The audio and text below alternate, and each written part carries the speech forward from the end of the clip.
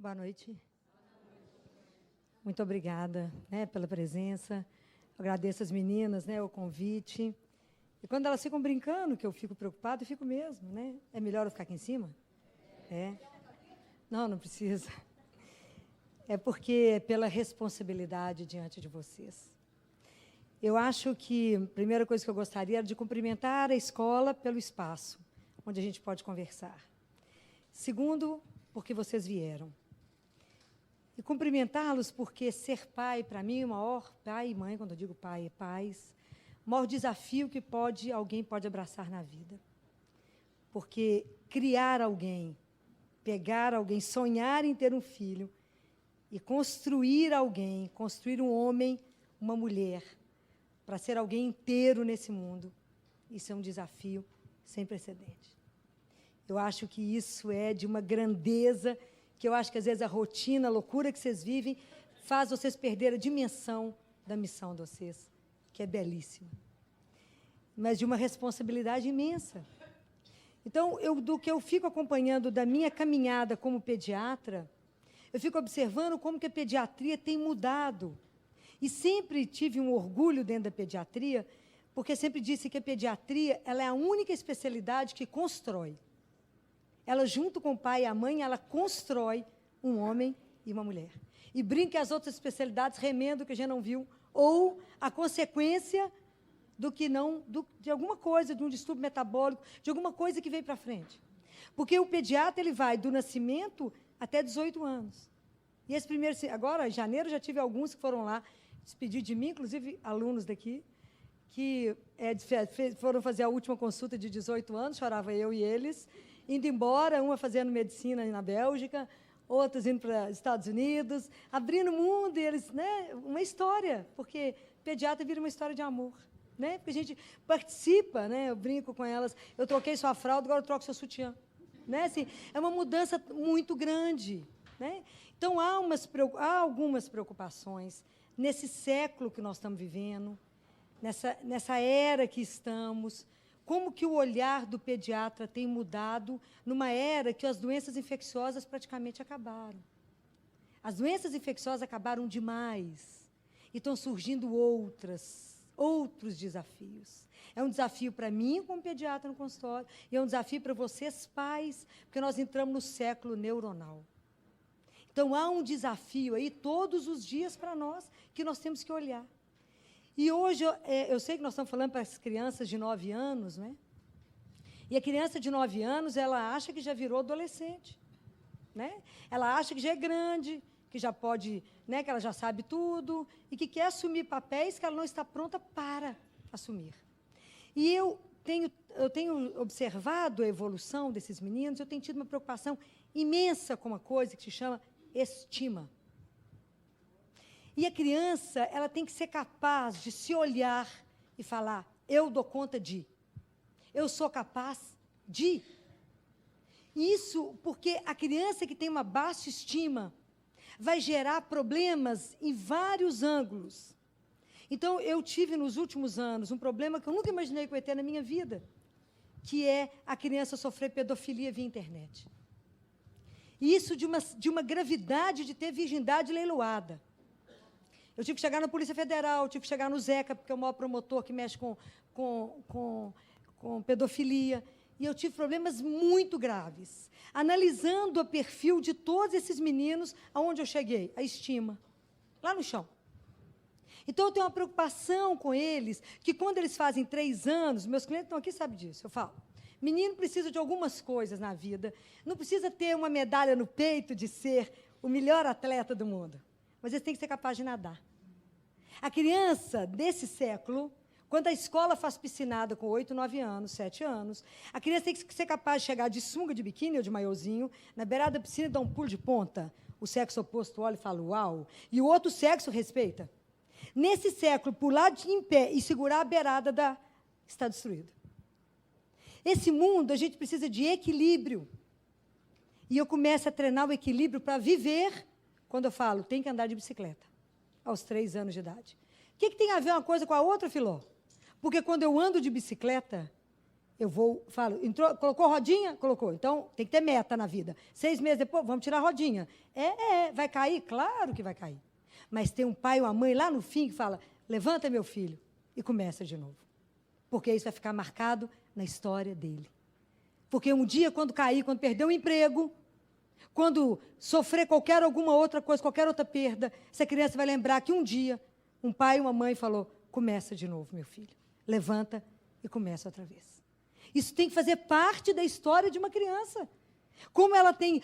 E andar de bicicleta, quando eles vão virando adolescente, que faz turma para andar de bicicleta, eu quero que o meu cliente fale, eu posso ser convidado e falar, eu não quero ir, mas porque eu tenho um outro propósito hoje, mas não pensar assim, eu não vou porque eu não sou capaz de ir. Esse não ser capaz de ir me põe louca. Na construção dele, para a vida dele, daquilo que ele vai ser. Então, o básico, andar de bicicleta, pular corda, tem que pular corda. Faz 3 anos de idade, tem que ensinar a pular corda. R$1,99, pode comprar uma corda de R$1,99, não precisa de corda, não vai disputar nenhum torneio. Por que eu quero que pula corda? Porque tem que ter time. A criança, se entrar na corda errada, ela cai. Isso exige concentração. São coisas pequenas, mas que vai fazer uma diferença para a vida lá na frente. Então, tem que ir construindo essa criança. Porque falar para vocês de alimentação, que esses meninos de 9 anos têm que continuar tomando leite, 400 ml, que tem que comer 2 frutas por dia, que tem que almoçar e jantar, precisa. Eles estão na fase que estão encerrando a primeira infância e vai entrar na adolescência, e eles precisam disso. Isso é indiscutível que precisa. E isso vocês já cansaram de ouvir, vocês já estão cansados disso. Não é isso só. Quando eu penso nessas crianças, eu penso na construção de uma criança e de um adulto, porque se eu não cuidar da estima, da imagem que essa criança tem dela, ela vai ser um adulto que vai viver relacionamento de migalha. E eu não posso deixar. Um homem ou uma mulher que vai viver mendigando amor. Não posso. Porque isso vai sendo gerado problemas. E vocês não imaginam que toda a raiz dos distúrbios psiquiátricos está na infância. Todas. Então, eu fico enlouquecida dentro do consultório, porque a criança tem um padrão. Se ela sai daquele padrão. Porque hoje, doença infecciosa é fácil, mas os distúrbios não estão fáceis. E isso é o que me preocupa demais. Então, eu tenho muita preocupação quando alguém fala assim, fulano já sabe calçar o tênis, ciclano não sabe. Fulano é capaz. Aí você não dá conta, não. Opa. Isso é pior do que se eu batesse o menino. É pior. Porque o meu filho vai ser exatamente aquilo que eu acredito que ele vai ser. Porque ele vai tentar corresponder à imagem que eu tenho dele. Então eu falo, não, você é capaz sim de. Você é capaz. Se eu não sei subir na árvore, claro, você é capaz de ir. É só treinar. Nós damos conta de vencer isto. Então, cuidado demais, que quando eu olho para esses meninos, vou acompanhando eles na adolescência, e eu fico tão preocupada, eu fiquei tão preocupada esse último ano, porque a primeira criança que eu tive, quando eu comecei a ter os meninos com 8 anos de idade, com síndrome do pânico, com 10 anos com tentativa de autoextermínio, 10 anos, esses dias vocês ficaram sabendo, um de 9 anos foi no colégio público, levou uma arma, dentro da sala, olhou para os colegas e falou, vou suicidar, pôs a arma no céu da boca, deu um tiro, agora, não tem uma semana. Suicidou dentro da sala, 9 anos de idade. Então, o que está acontecendo com essa geração que quer morrer com 10 anos, que eu brincava de boneca? Como que uma criança de 8 anos pode ter síndrome do pânico? Está errado. Aonde? E então é interessante que quando eu fiz mestrado, há uns 10 anos atrás, a Academia Americana de Pediatria falava, há uma preocupação nos Estados Unidos com o crescimento das doenças psiquiátricas infantis. Falei, mas isso está longe. Eu nunca encaminhei tanta criança no meu consultório para psiquiatra. Fiquei tão preocupada que, ano passado, eu fui ao Congresso Internacional de Neurologia e Psiquiatria Infantil. Não tem nada com isso, mas eu fui lá para ver o que está acontecendo, o que será que eu não estou vendo? O que será que eu não estou vendo no meu consultório? Como que eu posso ajudar esses pais a perceber algo? Qual o sinal que esse menino pode estar me mostrando que, às vezes, eu não estou vendo? Que eu preciso estar atento, porque se eu não estiver atento, eu vou perder essa criança para o mundo. E isso é de uma seriedade. E eu comecei a perceber aonde eu quase perdi alguns, porque eu sou muito louca. E eu tomo os meninos como se fossem meus. Então, eu tive os 2 piores casos de droga que eu tive no meu consultório, que eu mandei internar e buscar dentro de casa, conversado com os pais, internamos, por enquanto estão recuperados, já estão em casa, mas estão sob vigilância. São meninos que de uma estima baixa e meninos que iam para a escola, alguém não buscava e não levava. Tem os olheiros das portas da escola.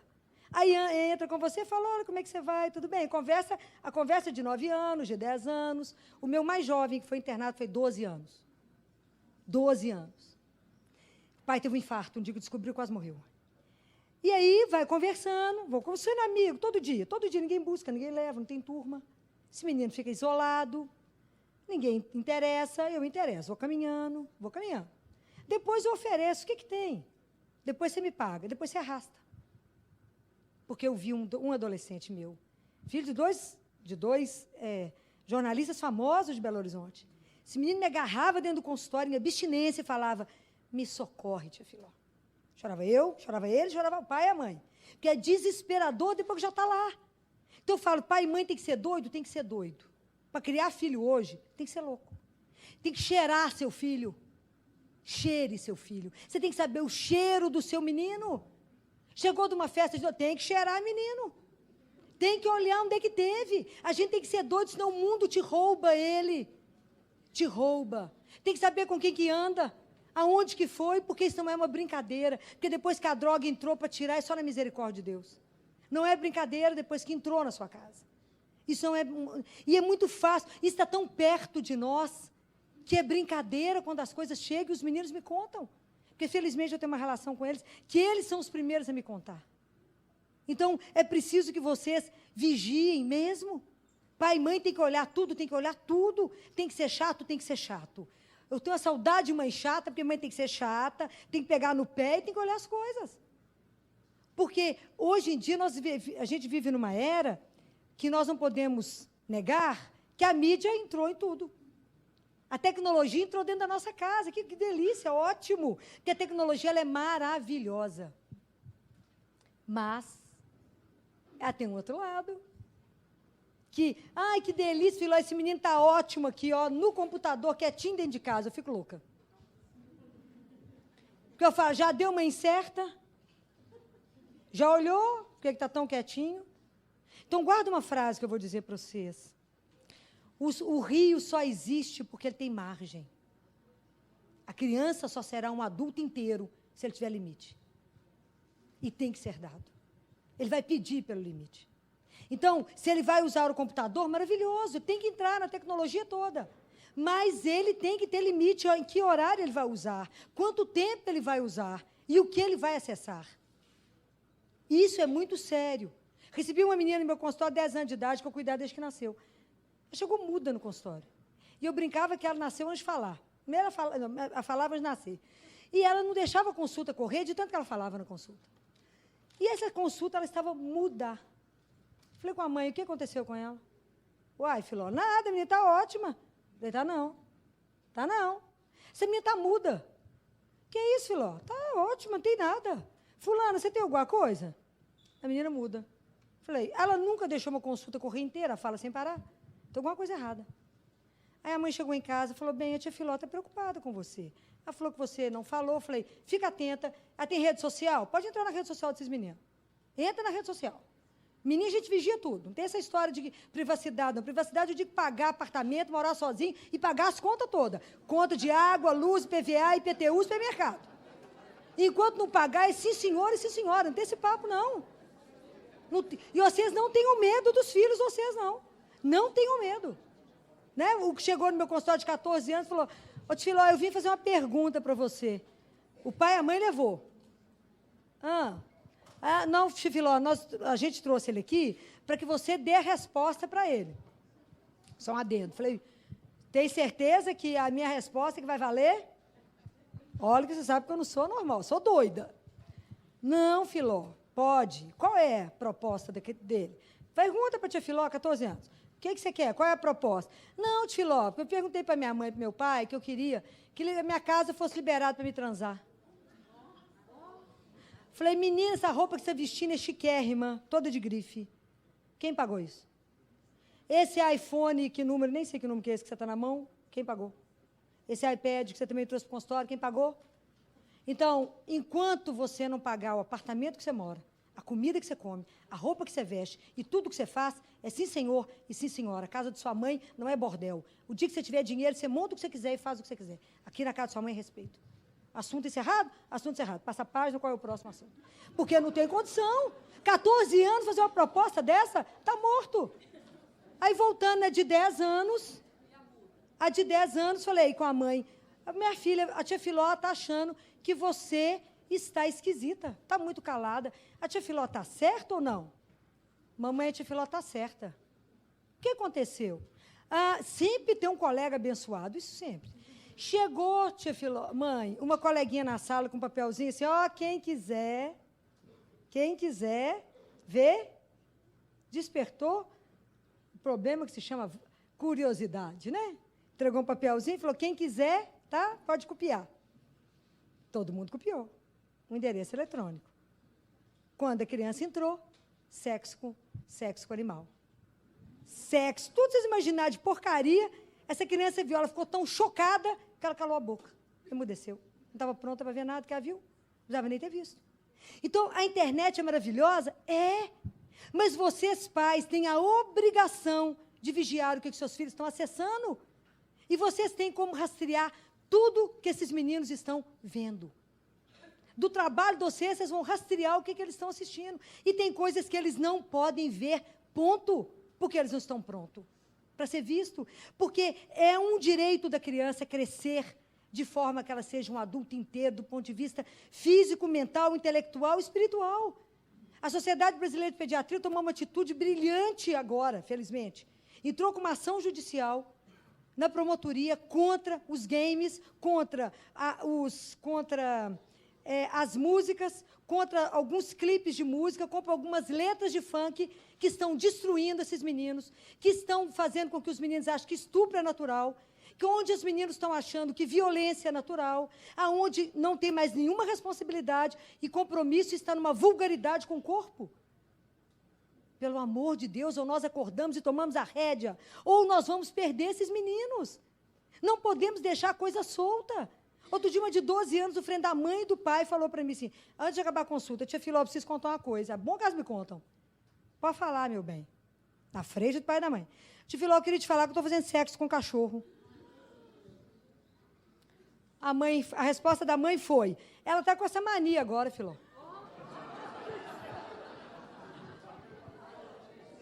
Eu falei, acho que eu vou quebrar essa menina, não vai sobrar nada. Eu falei, aonde que você aprendeu isso? Uai, te falou na internet. E é isso que está acontecendo. Então, é maravilhosa a internet na sua casa? É maravilhosa. Mas tem que ter, guarda isso que eu estou falando com vocês, tem que saber o que os meninos acessam. Porque eu posso contar nos dedos, isso me entristece tão profundamente. Até 12 anos de idade. Quem desses meninos não acionou pornografia? Está duro de ver. Está difícil de ver. Está vulgar, está banal.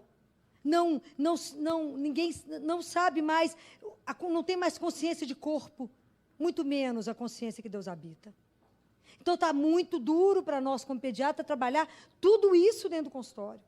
Porque está gerando tantos problemas que vocês não têm dimensão do que está gerando. Então, o vício de... A USP, a universidade fez um andar para dependência de eletrônico e um ambulatório, que agora é tratado como dependência de droga. A minha menina mais nova, a cliente mais nova, que eu tive que mandar para a psiquiatra, por dependência do celular, tinha 8 anos de idade. Então, ela tomava banho, ela segurava o celular numa mão, se esfregava de cá. Depois de cá, pegava de cá. E, na hora de dormir, dormia com o celular debaixo do ouvido. Eu falava, ô Mulher Maravilha, quem vai te chamar de madrugada para se salvar? Dorme celular no quarto de menino? Não. Te falou, mas eu tenho que despertar. Falei, mas na loja 1,99 tem uns despertador bacana, menino. A gente põe lá no seu quarto. Tem que recolher celular? Tem. Posso deixar menino com o celular no quarto? Não. Porque vocês não sabem o que eles estão acionando. Não pode. Tem que guardar, tem que tirar. Primeiro, que isso é mais do que provado, que um ponto de luz no quarto, o cérebro vai sempre pensar assim, tem que trabalhar, tem que trabalhar, tem que trabalhar. E aí não descansa, e você vê um tanto de adulto falando assim, engraçado, parece que eu não dormi essa noite. Porque está sempre cansado, porque tinha um ponto de luz. Não deixem. Eles acionam coisas que não devem de madrugada. Eles esperam vocês dormir para poder ir lá e acordar e fazer o que não precisa fazer. Tire. E o que esses últimos congressos todos mostraram que 1 hora antes de dormir, nada eletrônico. Nada eletrônico. Não deve a televisão, não deve iPhone, deve iPad, nada. É hora de ler. E a luz do quarto dos meninos é a luz amarela, aquela luz que você já entra e já tomba no sono. Mais ou menos assim. E quarto não tem televisão. Vai começar uma campanha mundial, vocês vão ver. Quarto não tem televisão, quarto é para dormir. Não é para ficar assistindo o que não precisa. Então, cuidado com essas coisas, porque esses meninos vão enrolando a gente. Vai enrolando. O Gil falou comigo, mas a casa do fulano, a mãe do fulano deixa. Falei, a mãe do fulano é dele. A sua mãe é ela, é pediatra dele, sou eu que sou pediatra. E vou falar com a sua mãe para não fazer, você quer me matar. Mas é isso mesmo. Fala, um dia vocês vão me amar, porque eu estou cuidando da integridade mental de vocês. Integridade mental. Isso é tão sério que eu estava preocupado com um adolescente, que a mãe foi à consulta e falou, não, falei, como é que está a socialização? Porque a marca do adolescente é bando. Não, filho, ele adora ficar dentro de casa, no computador. Trancado num quarto? Falei, está errado. Vocês estão... Não, filho, eu fico tranquila demais. Fica? Eu não fico, não. Tem alguma coisa errada acontecendo com esse menino. Muito bem, agora em janeiro, viaja a Nova York, olha que espetáculo, para passear. Teve um surto psiquiátrico, porque não aguentava ver gente. Vocês acham que isso não existe? Me ligaram de madrugada que o menino teve um surto dentro do hotel, porque falou que não aguentava ver gente. Claro, só via virtual. E o mundo virtual é interessante, porque quando eu falo com vocês que a busca disso é porque a criança tem uma estima baixa. Então, eu estava com uma criança que estava sendo rejeitada na escola, na turminha da escola. E aí, então, uma menina de 12 anos entrou na internet, entrou num chat, e aí lançou uma fala, sempre tem um olheiro esperto, falou, nossa, como você é inteligente. E começou a puxar. Será que você é tão bonita quanto inteligente? Então, se você me elogiou, eu não sou elogiada por ninguém, eu entro de novo, vou ver se essa pessoa vai falar comigo. De novo. E eu vou ficando dependente de você, e dependente na sua mão. E na sua mão. Então, essa turma é tão danada, gente. Eles são tão do mal, que eles mandam para essas crianças, que é os problemas que eu tive no meu consultório, vídeos pequenos de como masturbar. Aí fala para as meninas, assistiu, reproduz para mim no seu quarto, e ela reproduz com o celular e manda. Ô, gente, esse negócio é uma loucura, vocês acham que eu estou ficando? Eu estou não, isso é tanto problema que eu estou vendo. E aí foi o que o Casé, que é o promotor, reuniu, tive até com a Polícia Federal, reuniu os pais que enlouqueceram, porque não foi um caso só não. E eles falaram, infelizmente, as imagens da sua filha foram vendidas no mundo. Já ganharam dinheiro em cima disso. Porque a polícia sabe a trama toda. E a coisa não está bonito. Então, é preciso que a gente tenha coragem de olhar. E esses meninos estão tão danados que o pai falou com a esposa, tem um trem errado com essa menina nossa, 10 anos de idade. Tem um trem errado. Essa menina está o dia inteiro no celular, gente. Ela falou, assim mesmo, meu filho, você preocupa demais. Ele falou, mas tem uma coisa errada, nós estamos de férias.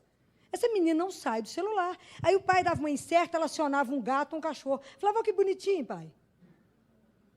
Até que um dia, porque Deus é sempre Deus, dentro de casa, um subindo a escada, outro descendo, o pai fez assim na mão da menina e tirou o celular. Isso era 11h30 da noite, o pai me ligou, ele não sabia se vomitava, se chorava, se gritava no telefone comigo, e falou, eu estou enlouquecendo, porque eu tenho uma prostituta dentro da minha casa aos 10 anos de idade. Então, porque a coisa não está bonita, e alguém viu? Não, nem imagina, como diz os pais. Filó, como é que eu podia sonhar que estava acontecendo no meu nariz? Estava acontecendo com um aparelho de telefone. Ela ria para o pai e digitava aqui. Ria para o pai e digitava aqui. É porque a gente não tem noção. E eles são terríveis. Eles vão julgando com a criança, julgando. E uma delas caiu numa bobagem, que ele foi falando, não, mas você é linda, tem um pé lindo. Nossa, a perna é linda. E foi, tá lindo isso. E como é que deve ser seu rosto? Você deve ser maravilhosa. Ela se filmou. A coisa foi um rolo. Então, eu falo que pai e mãe, quando eu estou falando com vocês, que para vocês criarem, vocês têm que estar perto, tem que estar perto. Mãe, eu tenho privacidade. Privacidade de que você morar sozinho e pagar a sua conta. Agora eu vou olhar tudo. Não tem senha. Não pode ter, porque eles estão fazendo assim. ela cria um Instagram que você entra e cria um Instagram para o mundo. Cria o Facebook que você pode entrar e cria o Facebook que o mundo entra. Vocês não têm ideia. Não coloque foto dos filhos de vocês à toa na internet. Vocês não têm noção do mundo ruim que está aí. Cuidado.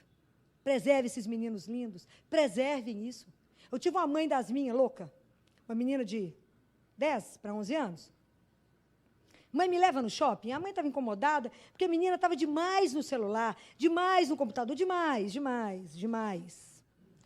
Mas que você tanto conversa aí? Com um coleguinha da idade. Olha que fino. 11 anos também.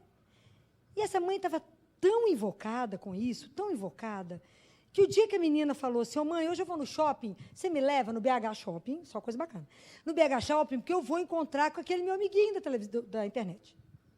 A mãe falou, você me leva? Leva, então tal hora, tudo marcado. A mãe foi na polícia. Falou, tenho certeza que tem um homem com a minha filha. Então, qual hora? Vai ser tal hora. A polícia foi. A paisana e a mãe foi. Então, a mãe deixou a menina no shopping, no BH Shopping, deu a volta, entrou também e estacionou. Por isso que eu falo que a mãe tem que ser louca, né, no espetáculo. Aí, a menininha lá na praça de alimentação, conforme combinado. A mãe de lá e o policial a paisana. Quando, de repente, para um homem diante da menina.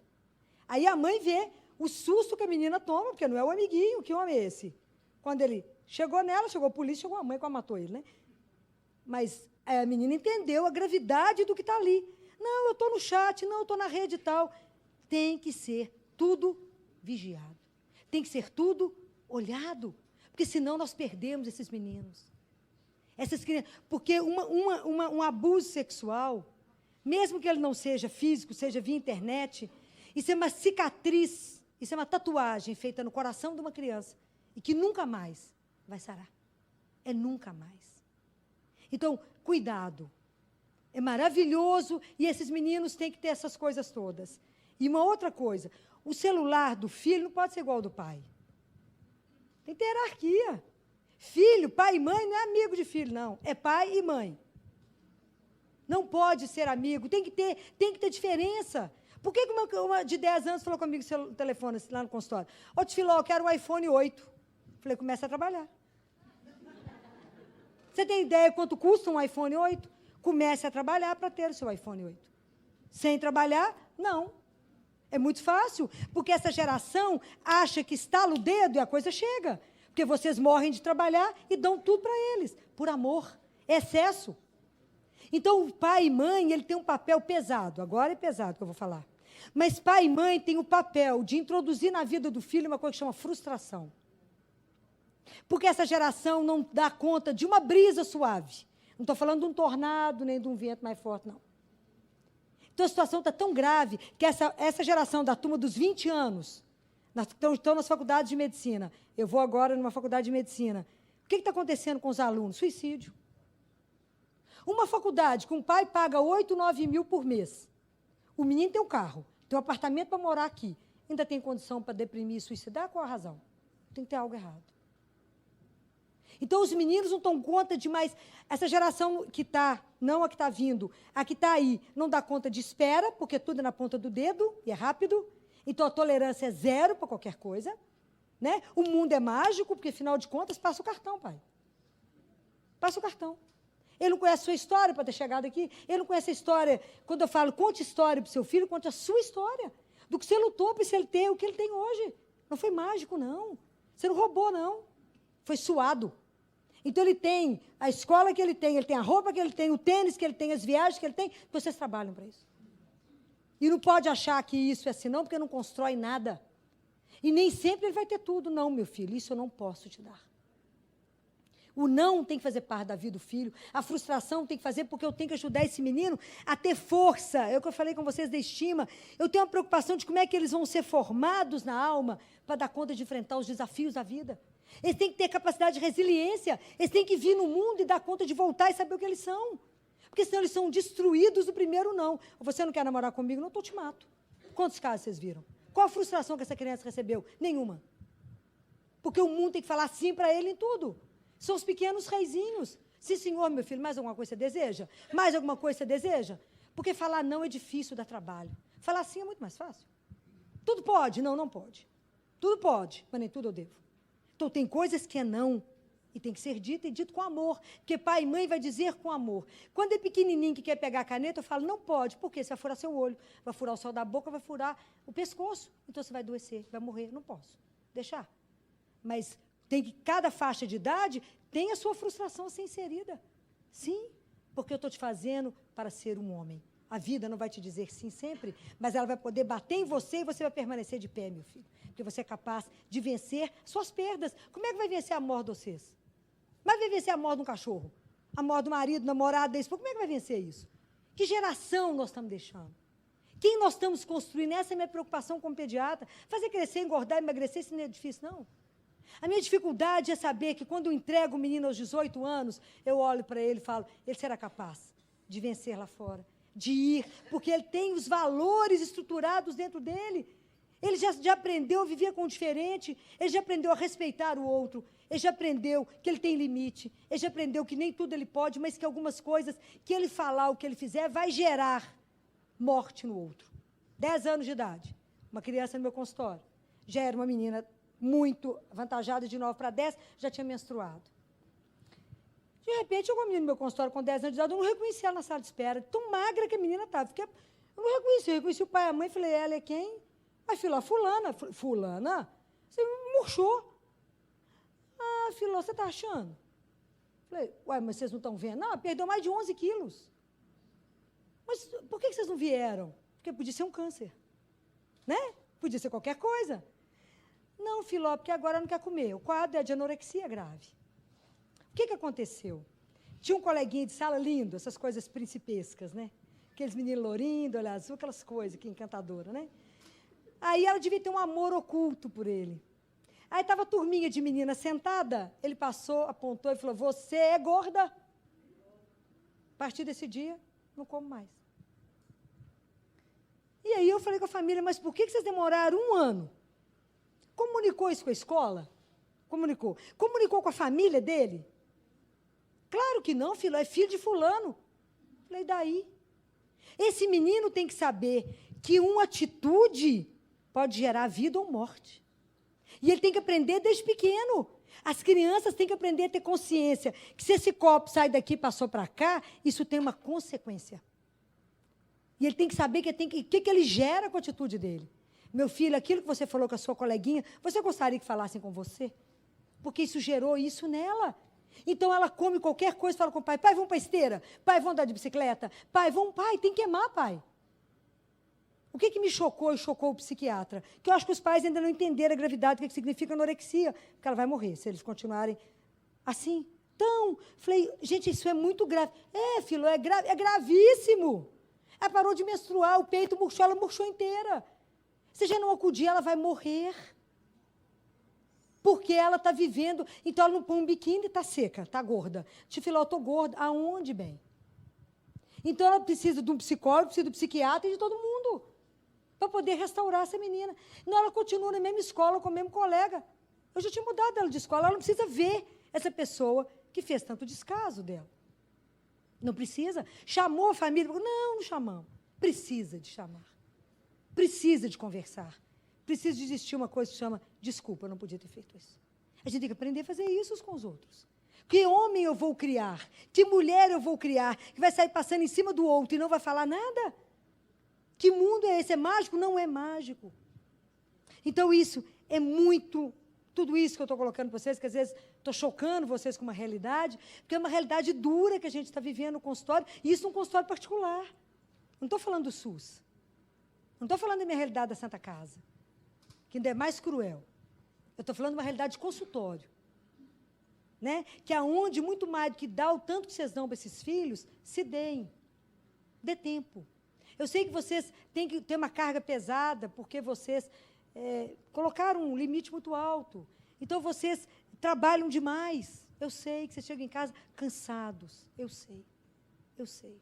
Mas o desafio de ser pai e mãe, aquilo que eu falei com vocês, é seríssimo. E tem uma coisa que eu sempre tive certeza no meu consultório, que eu pude ver nesse congresso, que isso foi provado cientificamente, que eu sempre tive certeza que mãe nunca errou. Nunca vi uma mãe errar. Nunca vi uma mãe me ligar e falar, Filó, meu filho não está bem, e ser o contrário. Nunca vi. Porque eu falo que mãe é a única pessoa que o filho põe a chave na fechadura e nem abriu a porta, ela sabe que alguma coisa está errada com o filho. E aí foi tão interessante que nós tivemos uma aula no congresso do desenvolvimento do cérebro. E aí eles foram mostrando todo o desenvolvimento cerebral. E aí eles mostraram o cérebro da mulher, que é da mulher normal, e da mulher quando gera e vira mãe. E eles mostraram, e isso eu achei, foi uma das coisas que me fez chorar, que na área da sensibilidade do cérebro, a mulher, depois que, durante a gestação, e essa parte é lapidada. Então, a sensibilidade da mulher é completamente diferente do homem. Ele vira pai, mas ele não tem essa alteração no cérebro como a mulher passa a ter. Então, o neurologista que deu a aula falou, é por isso que a gente nunca viu uma mãe errar um diagnóstico. Ela não sabe o nome, ela não precisa saber o nome, mas ela conta exatamente para o pediatra que tem que traduzir naquilo que significa. Então, para que vocês possam confiar naquilo que vocês sentem em relação aos filhos de vocês, porque realmente eu nunca vi uma mãe errar. Essa sensibilidade, ela é real. Né? Isso foi provado cientificamente, que a mãe passa por um processo diferente. Por isso que eu estou falando com vocês, a missão de vocês como pais é uma missão muito maior que talvez vocês possam imaginar. Né? Quando vocês sonham em ser pai e mãe, vocês passam a ser co-criador com Deus. E essa missão, ela não é brinquedo. Lá nesse congresso, teve umas questões, porque teve uma mesa muito rica de autismo, que tinha o pessoal da Suécia, que é onde hoje tem um número altíssimo de autismo, e um trabalho fantástico, porque esse pessoal todo trabalha, Estados Unidos e Brasil. E aí, o pessoal da Suécia falando que eles começaram a se questionar, isso foi em setembro, vocês não estavam errando a quantidade de diagnóstico. É autismo demais que está no mundo ou nós é que estamos errados? O que está acontecendo? E aí, essa mesa foi muito bacana, e tantas outras mesas de distúrbios psiquiátricos que a gente viu. E aí, andou, e chegou numa conclusão. Em tudo. Qual é a prevenção de tudo? Família e amor. Então, é por isso que eu estou trazendo isso para vocês, porque isso foi tudo que foi dito a nível de mundo. Que todos os estudos andaram, e chegou num ponto. Família. Andou, e chegou num ponto. Tem que ser amado. Né? E isso implica em tudo isso que nós falamos. Falamos do limite, falamos de colocar frustração, falamos porque a criança vai tentar brigar com você, briga mesmo. Ela vai tentar se impor, ainda mais 9 anos de idade, acho que manda. Mas ela tem que entender que os combinados de pai e mãe é combinado e não é quebrado. Que existe regra, que existe uma comunidade que se vive, que se chama família, e que tem que ter respeito, e que tem que ter tudo aquilo que vocês ficam ensinando o dia inteiro, para que ela possa reproduzir aonde ela estiver, todo o empenho que vocês tiveram. Então, essa é a minha grande preocupação hoje, que essa geração está tendo demais em poder aquisitivo, essa geração está nada contra ter, está tendo demais, viaja o mundo inteiro depois de ano. Eu tive um menino de mau humor em janeiro, porque estava indo para a Disney pela 8ª vez. Eu odeio férias, tia Filó. Falei, aconteceu, meu filho? Férias, você odeia como? Odeio porque não aguento mais ir à Disney. Falei, menino, que espetáculo. Então, o que eu percebo é que essa geração não consegue ter desejo. Eles não precisam desejar. Aí, as consultas pós-Natal, eu falo com eles, o que vocês ganharam no Natal? Eles falam assim, Natal. Eu falo, vou matar vocês. Como que vocês não estão sabendo o que vocês ganharam? Eu tenho o cheiro da boneca que eu ganhei aos 2 anos no meu nariz, que era uma beijoca. Então, por que hoje a gente dá tanto e eles descartam? Eu tenho muito medo que seja a geração que pode descartar tudo, inclusive as relações. Então, tem que ter desejo. Eu falei, eu vou começar uma campanha, 2 presentes no ano. Só aniversário e Natal. Para que tanto presente? Vocês nem sabem o que vocês têm dentro de casa. É tanto que quando vocês resolvem dar uma limpa, é caixa. Eu estou falando mentira? Não, porque eu recebo sempre o resto para levar lá para Santa Casa. E eu vejo o tanto de caixa que chega. Então, não há desejo. Os filhos não têm tempo de desejar. Tudo eles têm. Então, talvez por isso não valorizem nada. Por isso tudo é tão descartável. Por isso que meu pai pagar 9 mil de faculdade para mim, me dar um carro do ano é obrigação dele, um apartamento montado, um empregado para fazer tudo, não dá, acha a vida, fico deprimido, suicido. Falei, vou te dar umas roupas para lavar, para passar, uma casa para arrumar, para ver se tem tempo de pensar em suicídio. Então, é porque não consegue entender, não construiu quem ele é, não tem consciência do que aquilo que sou. Então, é para mim encerrar, né, porque senão eu falo com vocês a noite inteira, né, isso cansa, vocês vão ter um monte de coisa.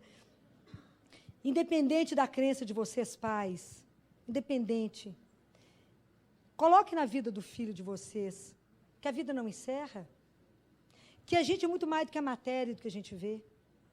Ensinem para esses meninos que há um Criador, que há um Pai, que os criou, que tem um projeto, um sonho, e que eles têm que se repensar, quando for à medida que for tendo idade, a partir de Deus. Que a vida tem que ter sentido para ele. Além de tudo que ele tem, além de todo o dinheiro, de todo o poder, de todas as possibilidades, a vida é muito mais do que isso. Para que ele dê conta de estar de pé diante do seu caixão. Para que ele esteja diante de pé, diante de um monte de coisa que a vida vai chegar e que a gente não imagina que vai chegar. E como é que eu vou deixar esse menino pronto para dar conta do que a vida vai trazer de desafio? Que valor eu estou colocando nesse menino?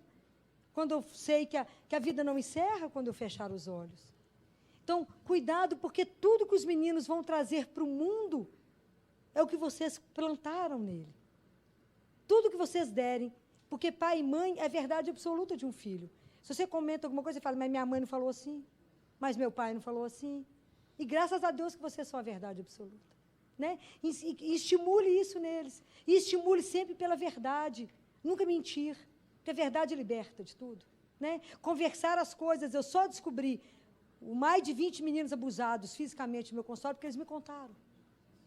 Porque descobrimos, de alguma forma, porque alguns quiseram ir lá e me contar, pessoalmente, o que tinha acontecido. Então, o tanto que é importante a gente nutrir neles que aquele que fala a verdade não merece castigo. Nutrir neles a confiança de que nós só fazemos o bem. Pai e mãe só fazem o bem. Até que me prova o contrário, que há 2 anos atrás eu fui defender uma criança de um pai que abusava sexualmente dele.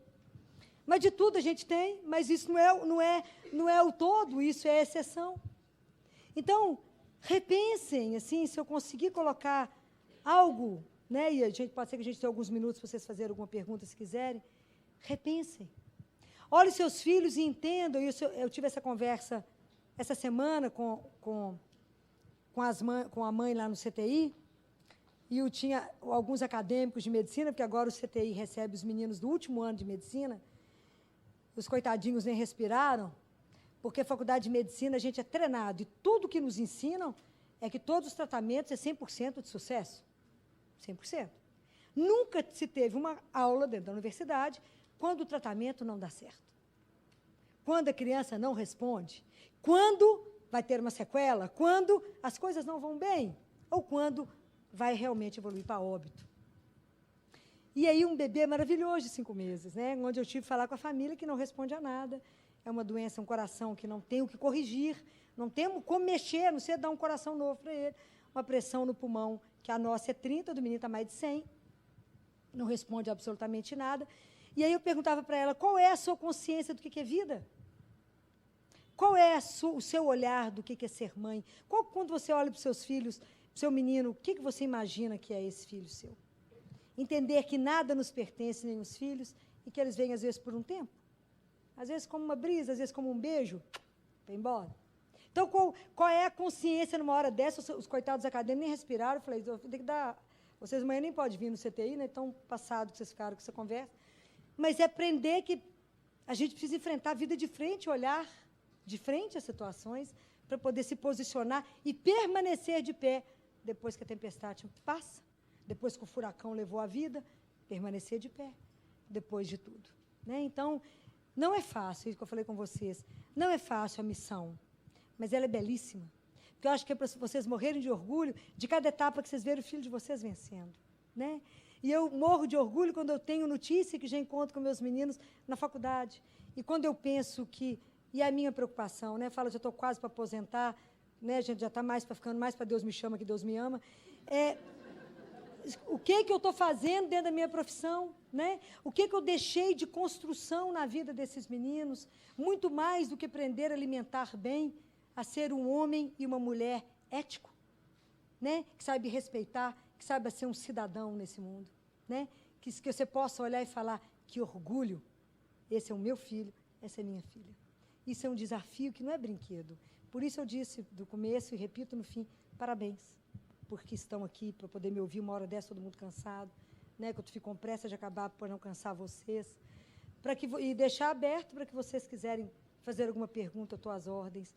Mas parabéns, rezei muito por vocês, esses dias que viria aqui, coloquei vocês todos no coração de Deus, para que Deus conceda sabedoria, para que vocês possam criar o filho que não vos pertence, de forma a deixá-los aqui da melhor maneira possível. Então, parabéns mais uma vez a vocês. A pergunta está aberta, não é? Pode? Por alguma coisa que vocês quiserem.